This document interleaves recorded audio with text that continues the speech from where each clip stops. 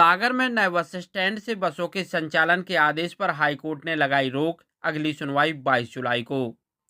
दरअसल सागर में पुराने बस स्टैंड की जगह न्यू आरटीओ कार्यालय के पास बस स्टैंड क्रमांक 1 और भोपाल रोड स्थित बस स्टैंड क्रमांक 2 से ही बसों के संचालन को लेकर कलेक्टर दीपक आर द्वारा बीते 10 मई को एक आदेश जारी किया गया था। वहीं इस आदेश पर जबलपुर हाईकोर्ट ने तत्काल रोक लगा दी है।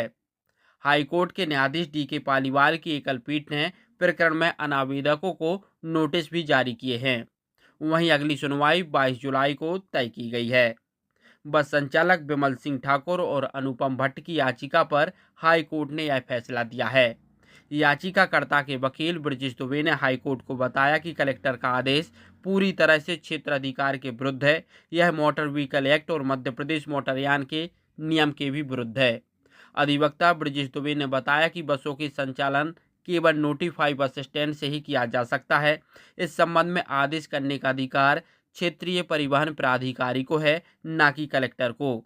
वहीं सुप्रीम कोर्ट द्वारा भी इस संबंध में निर्णय दिए गए हैं कि नोटिफिकेशन के बिना बस स्टैंड का निर्धारण नहीं हो सकता।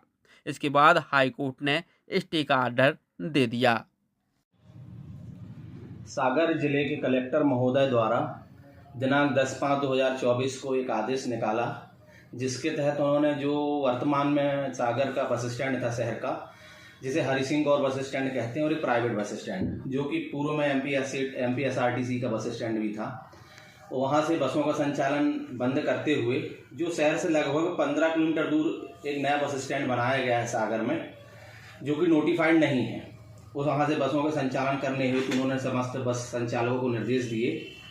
उस आदेश को बस संचालक विमल सिंह ठाकुर और अनुपम भट्ट द्वारा माननीय उच्च न्यायालय में चैलेंज किया गया और इस आधार पर याचिका यहाँ प्रस्तुत की कि मोटर व्हीकल एक्ट के सेक्शन 96 और एमपी मोटर व्हीकल रूल्स 204 के तहत केवल आरटीए को अधिकारता है कि बस स्टैंड के संबंध में नोटिफिकेशन निकाले, और वो नोटिफिकेशन राजपत्र में उसका प्रकाशन होना चाहिए। माननीय सुप्रीम कोर्ट ने भी इस संबंध में अनेक निर्णय दिए हैं, जिसके तहत माननीय सुप्रीम कोर्ट ने भी यह नया दृष्टांत दिया है कि बसों का संचालन नोटिफाइड बस स्टैंड से ही होता है। इसके साथ साथ अन्य यहाँ पर आधार लिए गए कि जो बस स्टैंड है वो काफ़ी दूर है, लगभग 15 किलोमीटर शहर से दूर है। वो जो भूमि पर जो भूमि बनाई गई, जिस भूमि पर वो बस स्टैंड बनाया गया है, वो भी एक्चुअली में दूसरे हेड के लिए वो अलॉटमेंट हुआ था। इन सारे मुद्दों को यहाँ पर माननीय उच्च न्यायालय में चैलेंज किया गया, उस पर स्थगन दिया गया है और नोटिस जारी किए गए हैं। ब्रजेश दुबे।